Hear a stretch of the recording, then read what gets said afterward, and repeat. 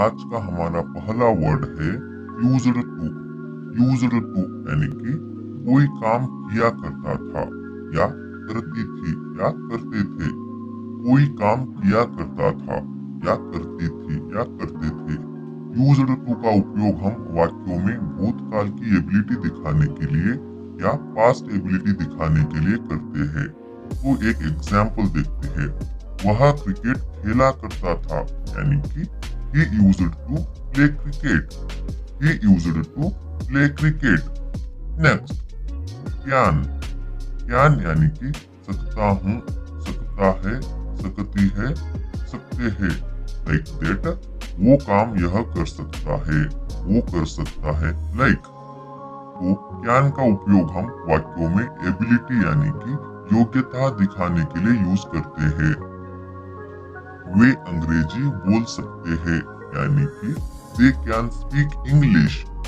They can speak English. वह तैर सकती है यानी कि she can swim. She can swim. Next word may. may यानी कि सकता हूँ, सकता है, सकती है, सकते हैं। तो may का उपयोग हम वाक्यों में संभावना यानी कि पॉसिबिलिटी एंड परमिशन दिखाने के लिए यूज करते हैं और अनुरोध यानी कि रिक्वेस्ट करने के लिए हम मे का यूज करते हैं। तो आइए एक एग्जांपल देखते हैं। हमें देर हो सकती है यानी कि we may be late. We may be late. क्या मैं आपकी सहायता कर सकता हूँ यानी कि may I help you. May I help you. Next word could. Could यानी कि सका या सके। फॉर एन एग्जाम्पल, यह काम वो कर सका, वो कर सके। Like that. तो कुड का हम वाक्यों में भूतकाल की योग्यता यानी कि पास्ट एबिलिटी दिखाने के लिए यूज करते हैं और सजेशन यानी कि सुझावा करने के लिए यूज करते हैं। तो एक एग्जाम्पल देखते हैं। वह नहीं जा सका यानी कि he could not go. He could not go.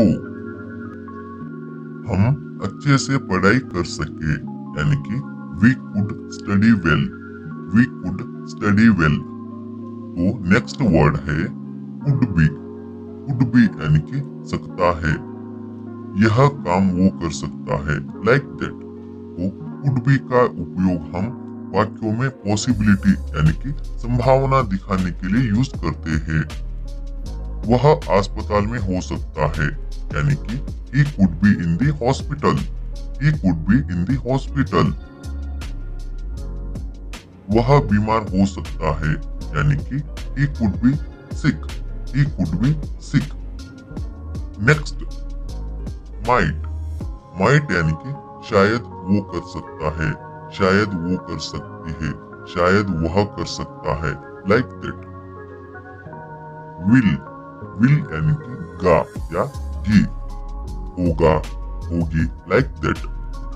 मैं पढ़ाई करूंगा यानी कि I will study. I will study. Would. Would यानी कि सेम अर्थ विल के जैसा। गा, गी। वुड का उपयोग हम वाक्यों में संदेह और संभावना दिखाने के लिए यूज करते हैं।